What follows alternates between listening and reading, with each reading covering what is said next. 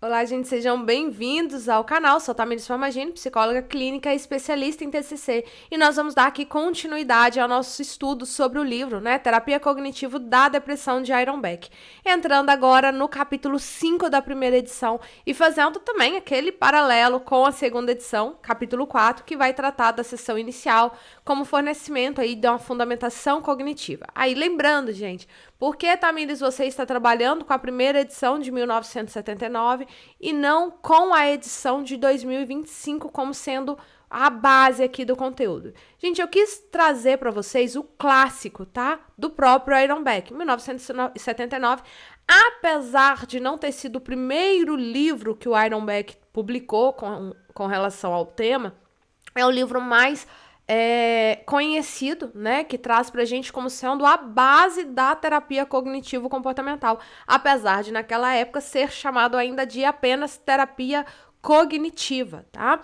Então é um livro que nos traz a base. Já a segunda edição de 2025, apesar do Aaron Beck ter entrado aqui como coautor deste livro, o Aaron Beck ele já não estava mais vivo na época de publicação desse livro. O Aaron Beck ele faleceu, nos deixou aí em novembro de 2021, nossa, coloquei 10 anos aí, mas, correção, 2021, tá bom, gente? Aos 100 anos, a Aaron Beck faleceu ali quando ele completou 100 anos, em 2021. Então, em novembro de 2021, ele nos deixou. E sim, as contribuições dele foram extremamente importantes para a construção do livro 2. Ele teve sim influência, participação na elaboração, na construção dessa segunda edição. Por isso que ele entrou aqui como coautor, tá? Mas ele não era um dos autores principais. Então, por isso eu preferi pegar lá o de 79. Mas ao longo aqui das aulas, eu estou fazendo este paralelo, vocês vão perceber que eu coloquei 16 aulas, ao longo, vocês vão perceber lá no final, separei aqui 16 aulas, para a gente poder fazer esse estudo, para poder fazer esse paralelo aqui, porque eu acho que a gente vai acompanhar melhor os dois livros e nós vamos perceber o que foi alterado, o que foi modificado, se alterou alguma coisa, vocês vão perceber que não houve muita alteração não, tá? Houve uma expansão da terapia cognitiva da depressão, teve uma atualização de conceitos, mas o foco da primeira edição ele segue bem fiel ali na segunda edição, tá? Foi mudado ali pouquíssimas coisas, mais uma estrutura, algumas palavras que nós não utilizamos mais, tá? Então aqui, como eu falei, capítulo 5, falando da entrevista inicial, na segunda edição é o capítulo 2, mas que fala da sessão inicial, mesma coisa, tá? Só terminologias diferentes. Então, esse capítulo, ele marca aqui um ponto de virada muito importante dentro da lógica do livro, porque até aqui, o Aaron Beck, ele vinha construindo um modelo, mostrando como que a depressão ela pode ser compreendida a partir de um padrão específico de organização de experiência, ele vinha detalhando o papel das emoções, a importância da relação terapêutica, a necessidade de uma estrutura para essa entrevista clínica. Mas agora ele começa a responder uma pergunta que é totalmente prática, e absolutamente decisiva. Então o que exatamente faz o terapeuta na primeira sessão? O que realmente a gente faz ali na primeira sessão, Então, como esse primeiro encontro deve ser conduzido? Como que eu vou fazer? Como que eu vou agir para que esse primeiro encontro ele não seja somente escuta, onde meu paciente vai falar, ou eu vou apenas levantar informações. Mas o que eu faço para este primeiro encontro já marcar o início efetivo do tratamento? Porque no primeiro encontro eu estou sim conhecendo o meu paciente. No meu primeiro encontro eu ainda estou levantando as demandas. Mas o que fazer neste primeiro encontro para que além de escutar o meu paciente, além de acolher o meu paciente, além de levantar as informações, já mudar ali, provocar alguma mudança significativa na vida do meu paciente? E essa pergunta ela é muito mais importante do que parece, porque na primeira sessão, se ela não for bem conduzida, ela tende a cair a dois extremos, que não vão ajudar no processo terapêutico. Ou ela vai virar ali uma conversa acolhedora, sem direção clínica, onde seu paciente ele vai falar bastante, você vai escutar, mas nada é organizado, então seu paciente ele desabafa, ou vai virar, pode virar ali uma coleta extensa de dados quase que uma anamnese tradicional, onde muitas informações são levantadas, mas também não tem um impacto direto sobre o sofrimento do paciente naquele momento. Nós precisamos acolher? Precisamos acolher. Nós precisamos aplicar a anamnese? Com toda certeza absoluta, nós precisamos aplicar a anamnese, tá? Mas o que Beck propõe aqui é uma terceira via, né? Que é uma entrevista inicial que já funciona ao mesmo tempo como uma avaliação e como início da intervenção ali. E o primeiro ponto fundamental que aparece no capítulo é essa necessidade de traduzir a queixa do paciente em algo que seja clinicamente trabalhável, né? Como ele chama ali de sintoma-alvo. Isso é absolutamente central dentro dessa lógica da TCC, porque o paciente ele não vai chegar com um problema organizado, ele vai chegar ali com um sofrimento amplo, muitas das vezes descrito de forma global, com expressões como, por exemplo, minha vida não faz sentido, eu não consigo fazer nada, está tudo dando errado, eu não vejo saída. E aí esse tipo de narrativa é compreensível, né, dentro ali da depressão, mas se você permanecer apenas nessa narrativa, apenas nesse nível, a sessão ela vai ficar presa ali exatamente na mesma forma de funcionamento que está mantendo o quadro do seu paciente, de uma maneira ampla, generalizada e sem delimitação. Então, quando Beck ele fala sobre traduzir a queixa em sintoma-alvo, ele não está apenas ele não está aqui, né, invalidando o sofrimento do paciente, não está reduzindo a complexidade do problema. Não, ele está criando um ponto de entrada. Como que eu vou começar um trabalho com o meu paciente se eu não consigo traduzir, se eu não consigo mensurar? Então, o Aaron Beck ele está dizendo que para que o tratamento aconteça, o sofrimento ele precisa ser organizado de uma forma que permita a observação, um acompanhamento e uma intervenção. E aí o sintoma-alvo ele passa então a ser algo mais específico, delimitado, que pode ser monitorado ao longo das sessões e que ajuda a dar direção ao trabalho clínico. Muitas das coisas que a gente vai falar aqui, vocês vão falar assim, mas Tamires, isso já é antigo, já é velho. Claro, gente, o livro é de 1979. Então a intenção aqui são conceitos antigos mesmos, né? Mas isso aí todos os autores já falam disso. Óbvio, porque Beck falou aqui primeiramente nesse livro em 1979. Tá? Esse livro, primeiro, já perdi a direção aqui, né? Esse aqui é a primeira edição, esse aqui é a segunda edição. Então, assim, a gente está trabalhando aqui a primeira edição, né? Vou colocar aqui a mão na frente mais fácil. Esse primeira edição lá de 1979. Então, Tamires, são conceitos antigos. Exatamente, são conceitos antigos. Mas muita gente trabalha TCC, mas não conhece a base. Não entende nem o porquê que estão fazendo. São apenas papagaio. Papagaio, ele simplesmente, se você fala uma palavra, o papagaio vai repetir. E às vezes o que nós fazemos na TCC, nas sessões de terapia, é apenas aplicar, repetir, porque o autor falou, mas você não entendeu a lógica, o porquê que eu estou fazendo isso. Então, o Aaron Beck, ele vem mostrar o porquê que nós estamos fazendo isso, para organizar. E aí, esse movimento é extremamente importante porque ele já começa a transformar a experiência do seu paciente. Então, a pessoa chega dizendo que tudo está perdido. E aí começa aos poucos a perceber que aquilo pode ser dividido em partes, né? Que existem elementos identificáveis dentro do seu sofrimento e que esses elementos podem ser trabalhados. Então, aqui ele não está resolvendo a depressão na primeira sessão, tá? Mas ele começa a alterar a forma como o problema é percebido. E isso aqui já tem um efeito clínico relevante. Então, perceba que, num primeiro ponto, ele não está aplicando técnicas e mais técnicas e técnicas e técnicas. Ele está organizando, tá? Ele vai organizar aqui com o paciente dele, para que depois ele consiga aplicar alguma coisa. Então, ele está só organizando, mapeando, desenhando a depressão do seu paciente. E a partir disso aqui, Beck deixa claro que essa entrevista inicial tem objetivos terapêuticos bem definidos, tá? Não é algo apenas exploratório. Tem uma função ativa dentro do tratamento. E esses objetivos vão incluir selecionar sintomas-alvos, estabelecer prioridades, começar a compreender o funcionamento do paciente, iniciar processos de organização do quadro. E isso vai exigir do terapeuta um raciocínio clínico desde o início, porque não é apenas ouvir e registrar, mas decidir dentro do que o paciente traz, o que é mais relevante para começar o trabalho. E aqui, gente, um ponto bem importante colocar, que o Aaron Beck, ele coloca essa entrevista inicial, mas aqui ele ainda não aplicou a anamnese, ele aplica a anamnese de uma forma diferente daquilo que nós aplicamos hoje, tá?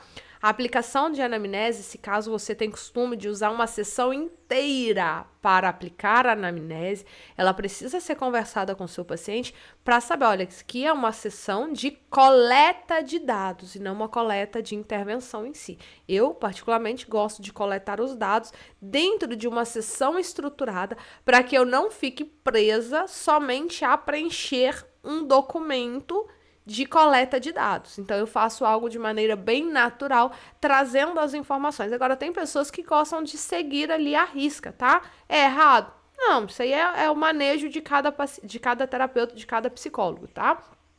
Eu, particularmente, não gosto. Prefiro fazer algo bem mais pontual e depois, se tem alguns pontos que é relevante e eu não conseguir aplicar dentro do processo de terapia, eu falo com ele, olha, eu vou estar te mandando um documento, você preenche para mim essas informações depois, é só para eu colocar aqui as coletas de informação, coletar as suas informações que são relevantes, e aí, se for interessante mesmo, a gente trabalha na próxima sessão. Então, eu prefiro fazer dessa forma. Tem pessoas que preferem usar 1, 2 sessões ali para coletar, para levantar a anamnese, está correto, também não está errado, mas não faça algo como sendo muito mecânico, sabe? Investigativo demais, como se fosse quase um interrogatório. Tá, qual o seu nome?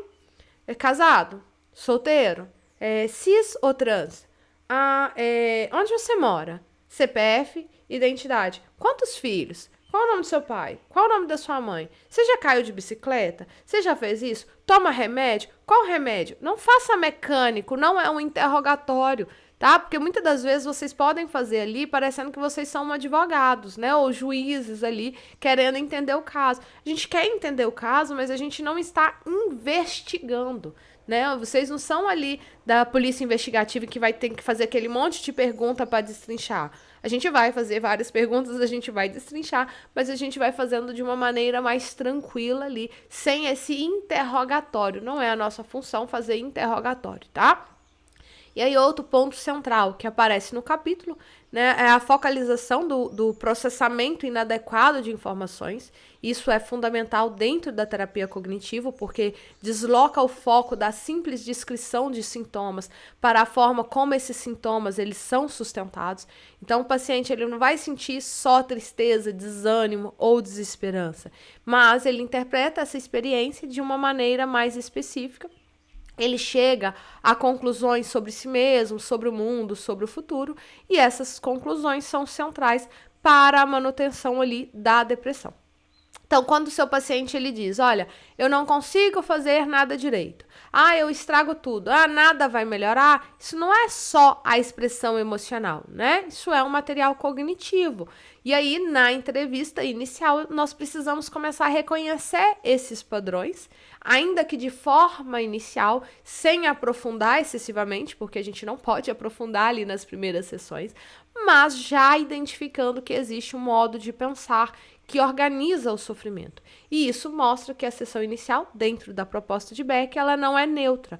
Ela já começa a apontar para o núcleo do modelo cognitivo. Então, apesar de não trabalhar com isso agora, eu já começo a levantar todas as hipóteses. Aaron Beck, ele não fala, olha, começa trabalhando as crenças de maneira já rápida ali no primeiro momento. Não.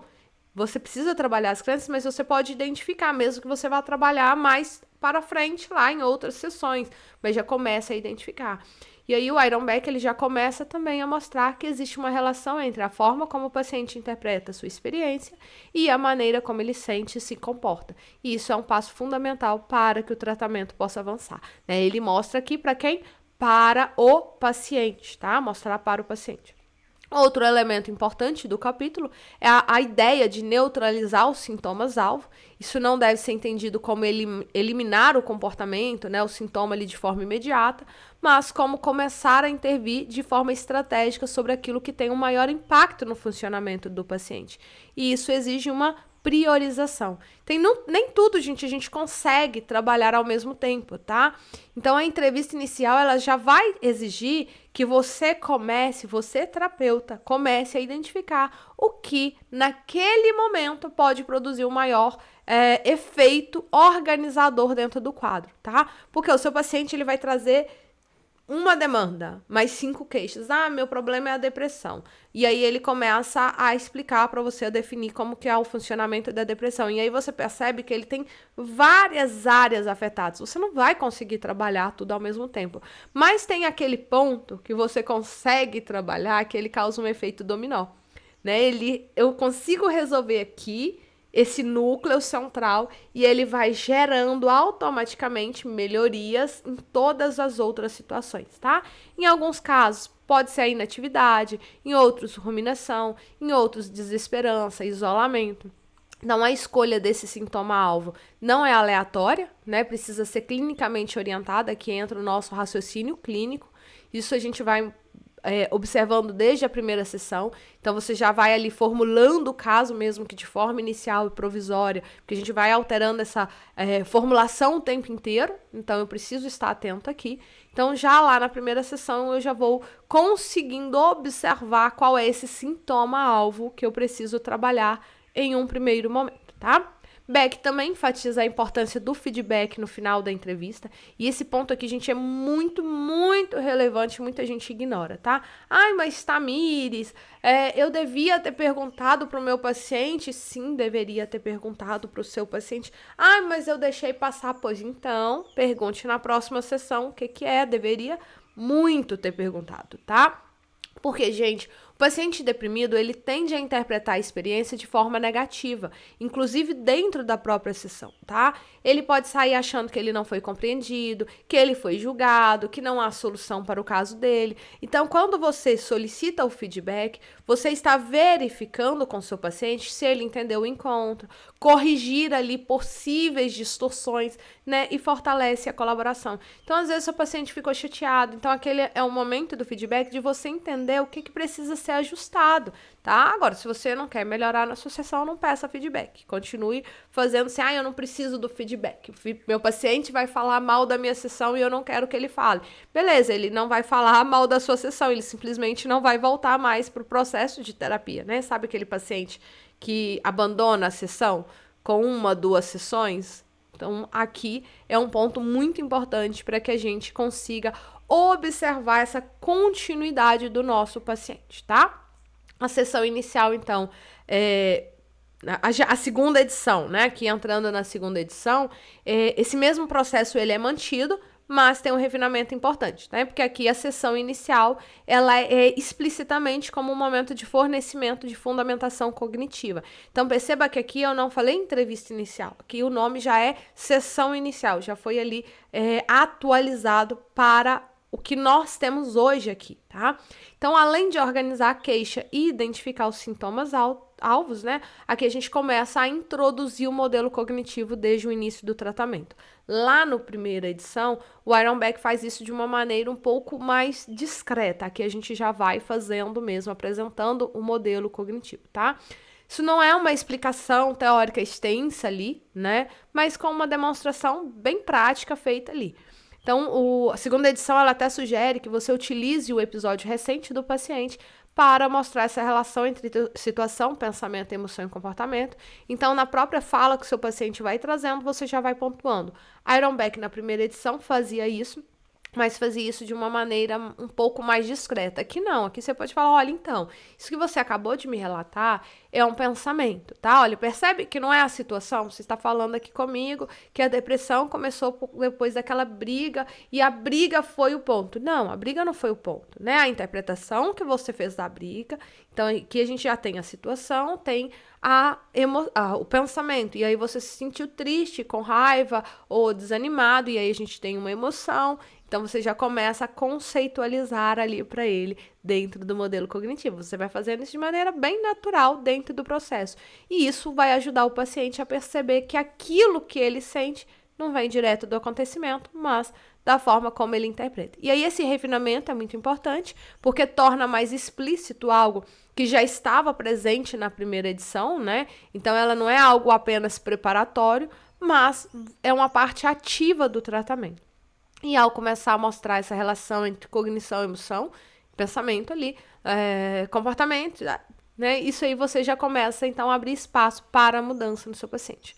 A segunda edição também organiza de forma mais clara alguns elementos da sessão, como, por exemplo, definição de agenda, avaliação inicial do humor, introdução de tarefas simples, mas é importante que também você perceber que isso também não substitui ali a lógica da primeira edição, tá? Só vai organizar melhor ali. A base continua sendo a mesma, que é compreender, organizar, começar a intervir. No fundo, os capítulos vão mostrar que a primeira sessão ela precisa cumprir várias funções ao mesmo tempo, que é acolher o paciente, né, estruturar o problema, levantar informações, mas também trabalhar com essas informações, iniciar a relação terapêutica, mas também dar uma direção ao tratamento. É 1000 coisas ao mesmo tempo, apenas na primeira sessão. Aí, gente, só deixando bem claro que quando a gente fala sessão inicial não é literalmente a sessão número 1, tá? É a sessões iniciais. Pode ser a primeira, pode ser a segunda, pode ser a terceira, tá? E talvez o ponto mais importante aqui, né? O paciente, ele não precisa sair ali daquela primeira sessão apenas com a sensação de que ele foi ouvido, mas com a experiência de que o sofrimento, ele pode ser compreendido de uma maneira mais organizada, que existe ali uma lógica por trás do que ele está vivendo e que há uma possibilidade de intervenção.